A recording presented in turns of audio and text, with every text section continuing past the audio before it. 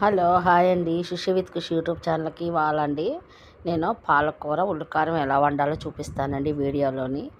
నేను చాలా రోజుల నుంచి వీడియోలు తీయడానికి కుదురుతలేదు. ఊరు వెళ్ళొచ్చాను కదండి, కొద్దిగా హెల్త్ అయితే అక్కడ వాటర్ ఇక్కడ వరకు చేంజ్ అయింది కదండి. నాకు ఇంకా జలుబు చేసి వీడియోలు అయితే చేయట్లేదండి. ఇప్పుడండి కొంచెం బాగానే ఉంది. ఇంకో కర్రీ అయితే వండుకుంటున్నాను. ఇది వీడియో కింద తీసి పెడుతుందని చూడండి. ఓకేనండి. ఫస్ట్ అయితేనండి మనం కళాయి పెట్టుకోవాలండి. కళాయి పెట్టుకునండి మనం చిన్న మంటలో పక్కన పెడదామండి. ముందు అయితేనండి మనం ఏం చేయాలంటేనండి ఉల్లిపాయనండి, ఒక ఉల్లిపాయ తీసుకుని పెద్ద ముక్కల కింద కోసుకునండి ఉల్లిపాయ ముక్కల్ని ఒక మిక్సీ జార్లో అయితే వేసుకోవాలండి. ఇప్పుడేమో పాలకూర కడిగేసి శుభ్రంగా ఆరబెట్టేసానండి, వాడదేవేసాను, పక్కన పెట్టుకున్నాను. నెక్స్ట్ అండి ఒక ఎల్లుల్లిపాయ వేసుకోవాలండి. ఉల్లికారం అన్నప్పటికీ ఉల్లిపాయ ఎక్కువ వేయాలి, వెల్లుల్లిపాయ ఎక్కువ వేయాలండి. కొంచెం జీలకర్ర అండి, కొంచెం ధనియాలండి, ఇవన్నీ వేసుకునండి మిక్సీ అయితే పట్టుకుందామండి. ఫస్ట్ మేము ఎక్కువ దొండకాయ కర్రీలో కూడా ఇదే పెట్టుకుంటామండి. ఎక్కువ ప్రతిదానికి ఉల్లికారమే వాడతానండి నేను. నాకు తాలింపు వేసిన దానికంటే ఇదే ఇష్టం అండి. చూడండి, ఇప్పుడైతే మనం ఆయిల్ పోసుకోవాలండి. ఆయిల్ పోసుకునండి ఇది వీటికి లోపలనండి మనం మిక్సీ అయితే పడదామండి.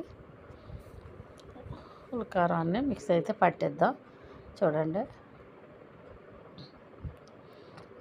మిక్సీ పట్టేసానండి. పట్టేసాక దీంట్లోనే మనం కొంచెం ఉప్పు కారం కూడా వేసి ఒకసారి అయితే మళ్ళీ తిప్పుకుందామండి.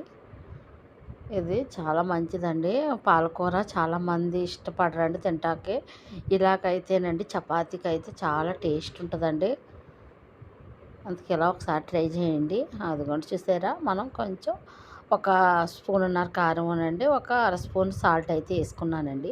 వేసేసి మళ్ళీ ఒకసారి మిక్సీ పడదామండి కలిసేదాకానే. ఓకేనండి.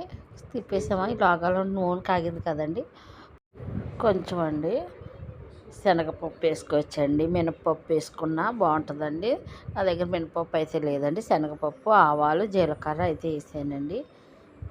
ఓకేనండి. ఇది కొంచెం కరివేపాకు, ఎండుమిర్చి ఉంటే ఎండుమిర్చి వేసుకోవచ్చు, పచ్చిమిర్చి ఉంటే పచ్చిమిర్చి వేసుకోవచ్చు అండి. పచ్చిమిర్చితో అయితే కొంచెం టేస్ట్ ఉంటుందండి, అందుకని నేనైతే పచ్చిమిర్చి వేసానండి తాలింపు. ఓకేనండి. మనం ఇలాగా అయితేనండి పోపు అయితే వేయించుకోవాలండి. వేయించుకుంటేనండి పోపు అయితే బాగా కొంచెం అయితే వేయించుకోవాలి. నేను కొంచెం స్పైసీ తిందామని పచ్చిమిర్చి అయితే ఎక్కువ వేసానండి. మీరు అన్నీ వేసుకోవాల్సిన అవసరం లేదు, కొన్ని వేసుకుంటే సరిపోతుంది. నెక్స్ట్ అండి మనం ఇది చూడండి, మిక్సీ పట్టాం కదండి, ఉల్లిపాయ, కారం, వెల్లుల్లిపాయ, జీలకర్ర, ధనియాలు, ఉప్పు, ఆ గ్రేవీ అది పేస్ట్ పెట్టిందండి. మనం ఇప్పుడు పచ్చివాసన పోయేదాకా మనం కళాయిలో అయితే వేయించుకుందామండి. చూడండి, అలా సిన్ని మంటలు అయితే వేయించుకోవాలండి, వాటర్ అనేది పోయేదాకానే. చాలా టేస్ట్ ఉంటుందండి, చాలా సువాసన వస్తుంది అది వేయించగానేనండి. మనం ఈ ఉల్లికారాన్ని అయితే బాగా వేయించేసుకుందామండి.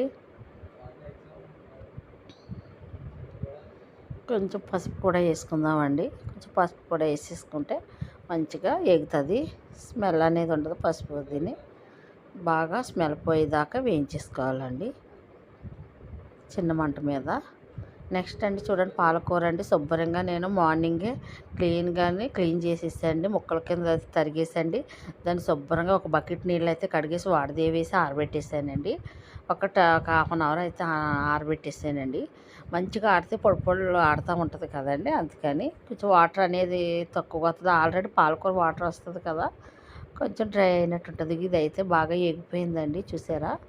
ఇలా ఎగిపోయాకనండి మనం ఈ పాలకూరనండి మనం ఇందులో అయితే వేసేసుకోవాలండి. ఓకేనండి.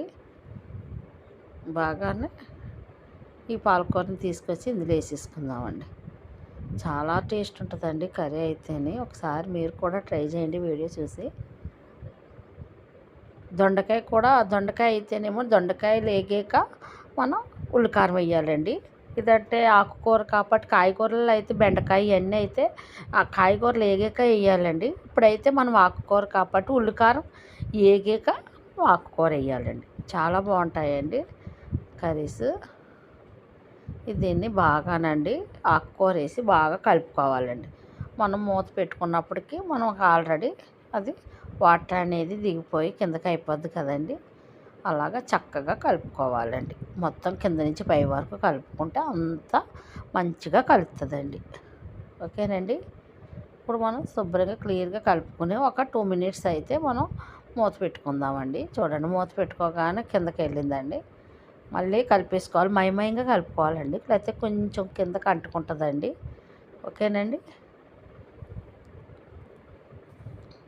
నేను హైదరాబాద్ వచ్చిన కొత్తలోని దొండకాయ ఉల్లికారం వండితే మా పక్క ఆవిడైతే రోజు వండినప్పుడల్లా బాగుంది, ఎలా వండేవో అని అడిగేవారండి.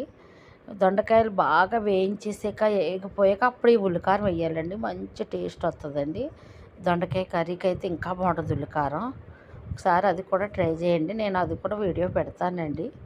ఒకసారి చేసినప్పుడు ఇగో చూసారా ఇలాగండి మగ్గుతా ఉంటుందండి, బాగా మగ్గిపోతుంది. చూసారు ఎలా మగ్గిపోయిందండి కర్రీ, మొత్తం దగ్గరికి అయితే అయిపోయిందండి కర్రీ. మనకి పైకి నూనె వచ్చే వరకు వండించేసుకుంటామేనండి. ఇంకా ఆయిల్ వచ్చాక మనం కర్రీ అనేది బంద్ చేసేసుకుందాం. ఇంకా చూడండి ఆయిల్ అయితే పైకి తేరిపోయిందండి, మన కర్రీ అయితే రెడీ అయిపోయిందండి. మన కర్రీ ఎలా ఉందనేది మనం టేస్ట్ అయితే చూసి చెప్తానండి మీకు. ఓకేనండి. ఇలాగండి బాగా కలుపుకొని ఇంకా స్టవ్ అనేది బంద్ చేసుకుందామండి. స్టవ్ బంద్ చేసుకోనండి, కూర ఎలాగున్నదో మనం టేస్ట్ అయితే చేద్దామండి. ఓకేనండి. చూసారా ఎంత దగ్గరగా ముద్దగిరిలాగా అయిపోయిందండి. ఇది చపాతీలోకి అయితే ఇంకా టేస్ట్ ఉంటుందండి. ఓకేనండి. నాకు బాగా జలుబు చేసేసిందండి, జలుబుకి ఆ వాటర్ ఈ వాటర్కేనే, అందుకని కర్రీ అయితే ఇప్పుడు వండుకున్నానండి తిందామని. లేకపోతే ఇప్పుడు ఇది వండకపోదునండి, బాగా జలుబు చేసిందని వండానండి. ఇంకైతేనే ఇంకా కర్రీ అయితే అయిపోయింది కదా, నాకైతే ఆకలేసేస్తుందండి ఆ స్మెల్కి. ఇంకా నేను కొంచెం అయితే అన్నం పెట్టుకుని తినేస్తానండి. చూడండి, కొంచెం అన్నంలో కర్రీ అయితే వేసుకొని చూస్తాను. చూడండి, అబ్బా, శనగపప్పు, పచ్చిమిర్చి, కరివేపాకు ఇవన్నిటితో కలుపుకొని తింటే చాలా టేస్ట్ ఉంటుందండి. ఓకేనండి. మరి చూడండి ఎలా ఉందో మీరే. టేస్ట్ అయితే నాకు బాగా నచ్చిందండి, మీరు కూడా ఒకసారి ట్రై చేయండి. ఈ వీడియో కనుక మీకు నచ్చుద్ది అనుకుంటున్నానండి. మీకు ఈ వీడియో నచ్చినట్లయితే షేర్ చేసి, లైక్ చేసి, కొత్తగా చూస్తున్న సబ్స్క్రైబ్ చేయండి. పక్కనే ఉన్న గంట సింబల్ నొక్కితేనండి మరి నేను పెట్టిన వీడియోస్ అన్నీ వెంటనే వస్తాయండి. ఓకేనండి. నాకైతే ఆకలి చాలా వేస్తుందండి, ఇంకా నేనైతే అన్నం తినేస్తున్నానండి. మీరు కూడా ఇలా ట్రై చేసి మీరు కూడా తినేయండి, చాలా బాగుంటుంది. ఓకేనండి. మరి బాయ్ అండి. Bye bye.